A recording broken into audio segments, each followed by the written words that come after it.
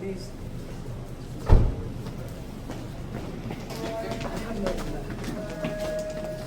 Assalamualaikum. Welcome, my brother. Thank you. ويطعمون الطعام على حبه مسكينا ويتيما واسيرا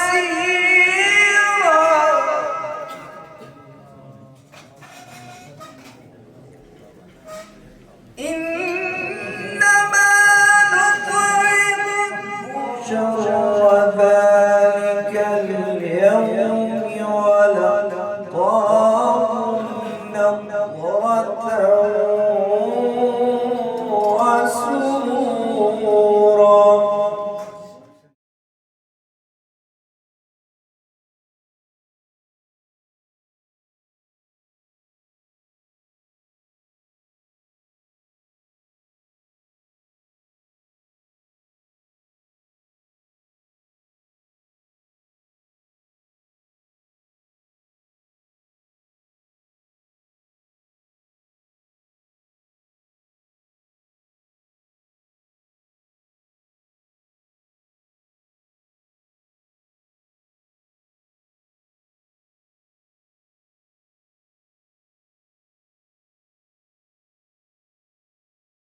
من الشيطان الرجيم.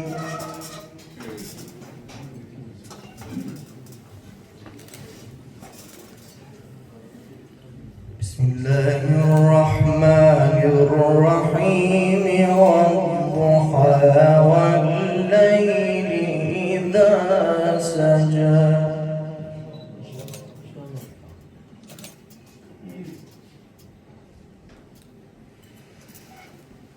ما ودعك ربك وما قلى وللآخرة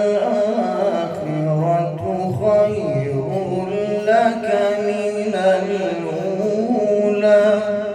ما شاء الله ما شاء الله.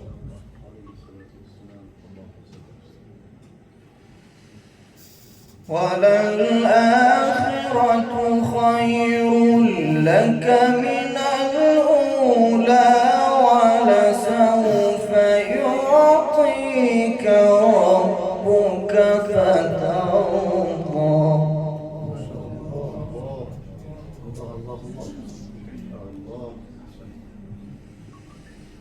ألم يجدك يتيما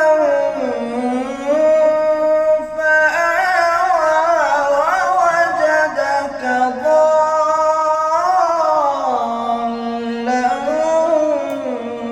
فهدى ووجدك عائلا فأغنى.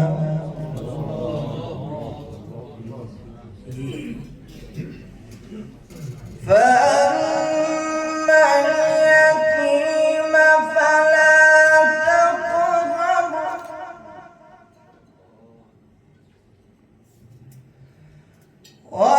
وأما السائل فلا تنهر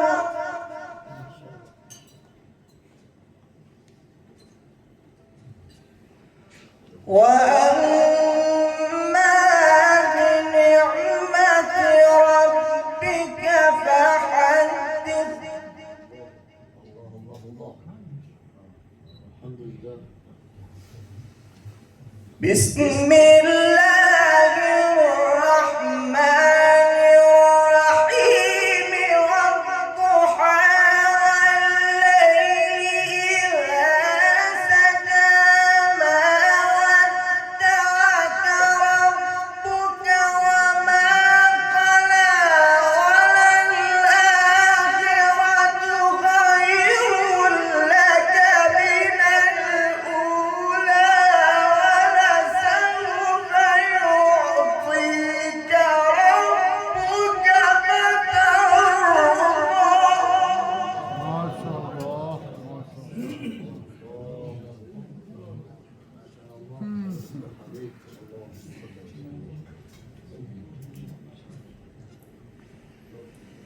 بسم الله الرحمن الرحيم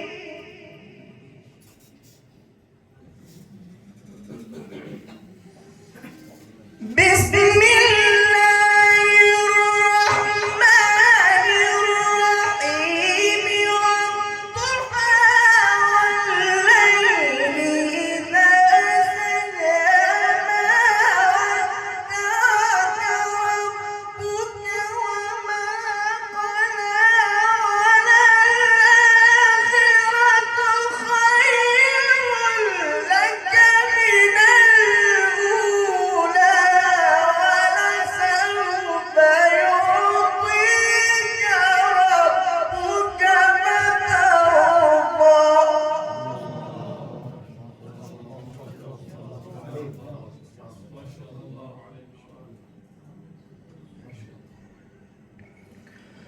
ألم يجدك يتيما فآوى ووجدك ضالا فهدى ووجدك ضالا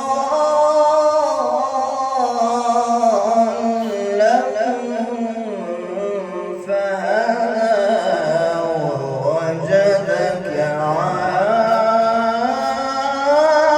عائلا فأغنى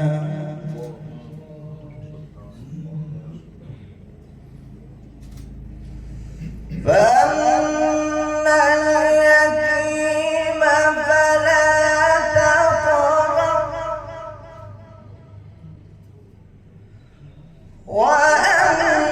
وأما السائل فلا تنهر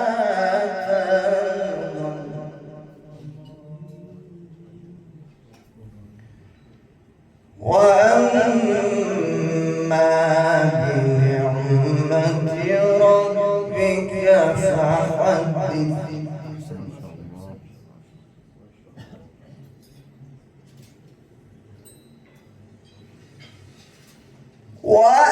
وأما بنعمة ربك فحدث لا إله إلا الله والله أكبر ولله الحمد بسم الله الرحمن الرحيم ألم نشرح لك صدرك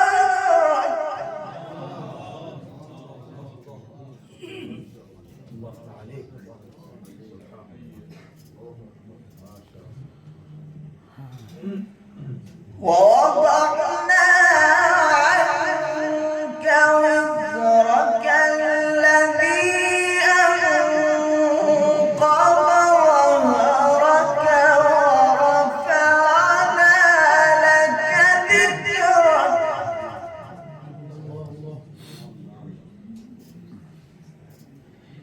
فإن مع العسر يسرا إن مع العسر يسرا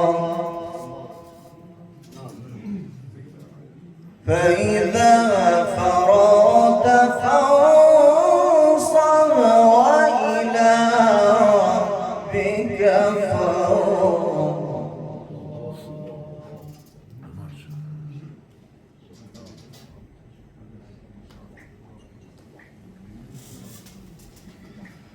بسم الله الرحمن الرحيم والشمس وضحاها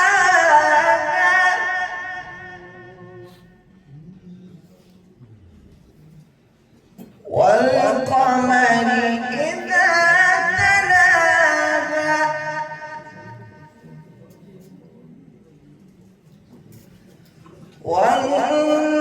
والنهار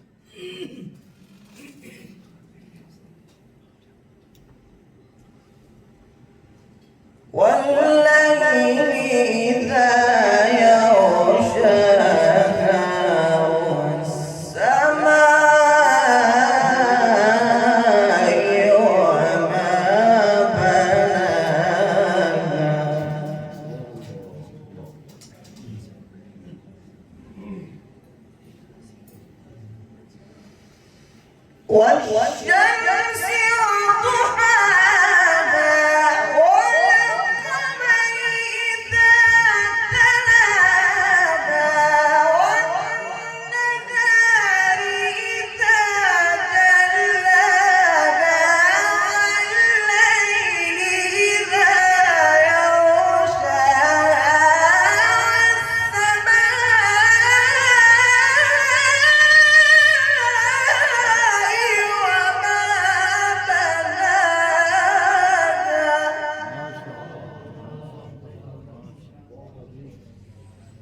والسماء وما بناها والأرض وما طحاها ونفس وما سواها ونفس وما سواها فألهمها فجورها وتقواها قد أفلح من زكاها صدق الله العلي العظيم. ما شاء الله. أحسن. بسم الله الرحمن الرحيم. إن هذا القرآن يهدي للتي هي أقوم ويبشر المؤمنين الذين يعملون الصالحات إن لهم أجرا كبيرا. بی تردید این قرآن به استوارترین آیین‌ها هدایت می‌کند و به مؤمنانی که کارهای شایسته انجام می‌دهند مژده می‌دهد که برای آنها پاداشی بزرگ است. In the name of Allah, the most gracious, the most merciful. Indeed, this Quran guides to what which is most upright and gives glad tidings to the believers who do righteous deeds that they shall have a great reward. حضار محترم، جناب آقای وزیر، عالی جنابان، قاریان گرامی، خانم ها و آقایان، السلام علیکم. وعلیکم السلام. Distinguished guests, honorable minister, excellencies, esteemed reciters, ladies and gentlemen, assalamu alaikum wa rahmatullah. خدمت یکایک شما خوش آمد عرض می کنم و بسیار متشکرم که دعوت ما را برای این محفل قرآنی پذیرفتید. It's my honor to warmly welcome each one of you and to express my sincere gratitude for accepting our invitation to this blessed Quranic gathering. از مشترکات امت اسلامی قرآن کریم است که همه مذاهب اسلامی در سراسر جهان اسلام به همین متن موجود در میان مسلمانان به عنوان معجزه جاودان آخرین پیامبر خداوند متعال صلی الله علیه و آله و سلم اعتقاد دارند.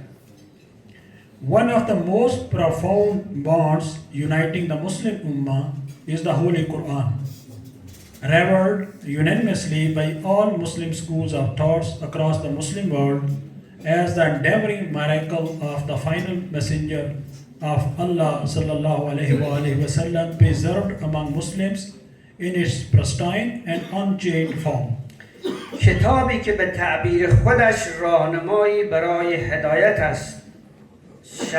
شرط این هدایت هم آن است که مسلمانان با این کتاب آسمانی انس بگیرند، آن را تلاوت کرده، دستوراتش را فهم نموده و به آنها عمل کنند. زیباخوانی یکی از بهترین راه‌های جذب و توجه به قرآن کریم است که به حمدالله همه شما عزیزان به این صفت حسنه آراسته هستید.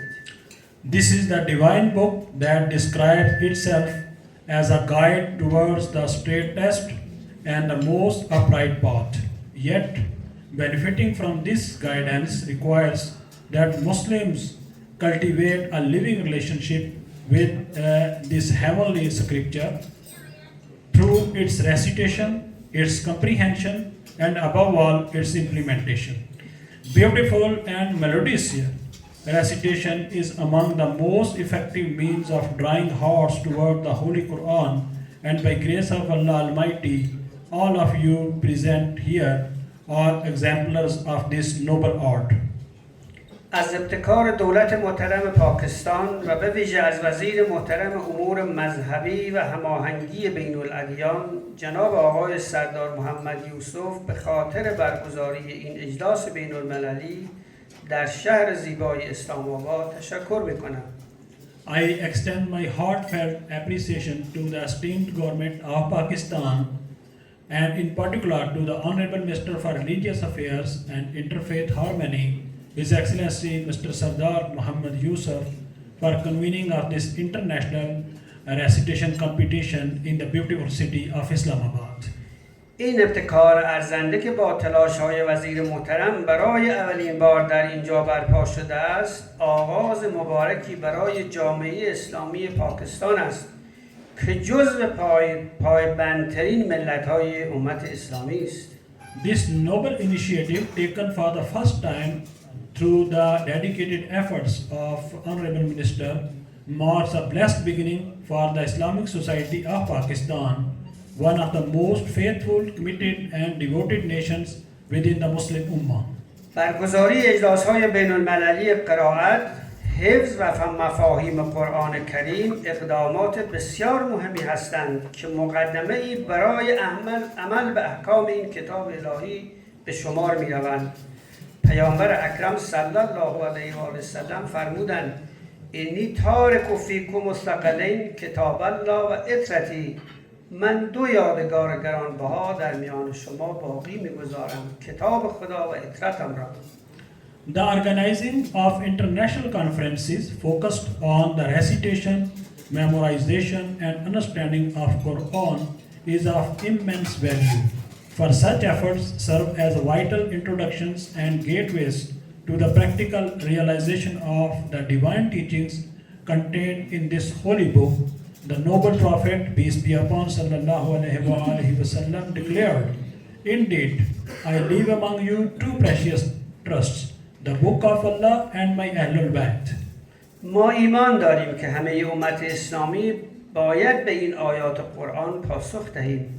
بنابراین امروز که شاهد تهاجم کم نظیر غرب و جبهه صهیونیستی به جهان اسلام هستیم و در شرایطی که غزه، لبنان، سوریه، تونس، جمهوری اسلامی ایران و قطر مورد تجاوز وحشیانه قرار گرفتن جا دارد، آیه شریفه 120 سوره مبارکه بقره را به خودمان یادآور شویم که می‌فرماید ولن ترضى عنك اليهود ولا نصارى حتى تتبع ملتهم قل ان هدي الله هو الهدى ولئن اتبعت اهواءهم بعد الذي جاءك من العلم ما لك من الله من ولي ولا نصير. As we Muslims firmly believe that the entire Ummah is obligated to heed the commands of Quran at a time when we are witnessing unprecedented aggression by Western powers and the Zionist front from the Islamic world against the Islamic world, and when Gaza, Lebanon, Syria, Tunisia, the Islamic Republic of Iran and Qatar are endeavoring ruthless attacks, it is fitting to remind ourselves of the words of Allah in verse 120 of the Surah Al-Baqarah. Never will the Jews nor the Christians be pleased with you until you follow their way. Say, indeed the guidance of Allah is the true guidance, and if you were to follow their desires after the knowledge that has come to you, you would have no protector or helper against Allah. همچنین وقتی که شاهد کشتار وحشیانه حدود 100,000 نفر شهروندان فلسطینی در سرزمین آبا و اجدادیشون هستیم، باید بین خودمان و خدا پاسخی برای آیه شریفه 75 سوره مبارکه نساء داشته باشیم که می‌فرماید و ما لکم لا تقاتلون فی سبیل الله والمستضعفین من الرجال والنساء والولدان الذين يقولون ربنا أخرجنا من هذه القرية ظالم أهلها واجعل لنا من لدنك وليا واجعل لنا من لدنك نصيرا. Similarly, as we witness the horrific massacre of nearly 100,000 Palestinians, civilians in their ancestral homeland, we must hold ourselves accountable before Allah in the light of verse 75 of Surah An-Nisa. And what is the matter with you that you do not fight in the cause of Allah for the oppressed men, women, and children who cry out, O Lord, deliver us from this city whose people are oppressors. Appoint for us from yourself a protector, and appoint for us from yourself a helper. بنابراین اگر فرد، دولت یا حزب گروهی به این دستورات الهی عمل کرده که خوشا به حالش، ولی اگر عمل نکرده باید پاسخی شایسته برای محکمه عدل الهی فراهم نماید. Thus, if an individual, a government, a party, or a group has acted in accordance with these divine commands, then blessed indeed are they. But if they have neglected them, then they must prepare a fitting answer for the court of divine justice. مجددا از تشریف فرمایی همه شما به ویژه وزیر محترم امور دینی و بین الادیان که صمیمانه دعوت ما را پذیرفتن و قائم مقام ایشان و آقای دوستان دیگه‌ای که ایشان را در این مسئله مهم یاری دادن، من صمیمانه تشکر میکنم. Once again, I extend my gratitude to all of you, particularly to the Honorable Minister for Religious Affairs of Pakistan and the Honorable Secretary and all his colleagues who have taken part in this initiative. السلام علیکم و رحمت الله و برکاته. ما شاء الله.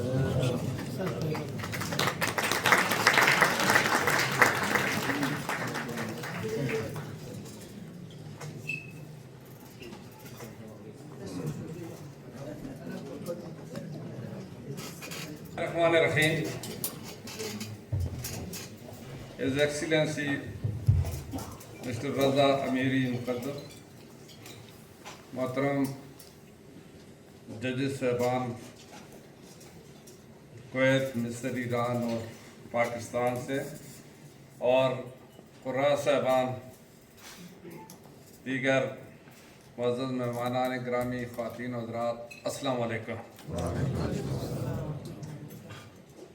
मुझे आज की इस बावकार महफ़िल में शरीक होना अपने लिए बाइस इज़्ज़त व इफ्तिख़ार महसूस होता है जो इस्लामी जमहूरिया ईरान के मुअज़्ज़ज़ सफ़ीर ने नहायत मोहब्बत और इखलास के साथ कुर्रा हज़रात के एज़ाज़ में मुनक़्क़िद की है। मैं हुकूमत पाकिस्तान और अवाम पाकिस्तान की जानब से सफ़ीर मोहतरम का दिली शुक्रिया अदा करता हूँ कि उन्होंने इस खूबसूरत शाम का एहतमाम किया है। Yes. Excellency Raza Amiri Muqaddam, Honorable Ambassador of the Islamic Republic of Iran to Pakistan, respected Qurra and from OIC member countries, Honorable Judges from Kuwait, Egypt, Iran and Pakistan, distinguished guests, ladies and gentlemen, Assalamu alaikum. It's my immense honor and privilege to join you all this evening at this gracious dinner hosted by His Excellency the Ambassador of Iran.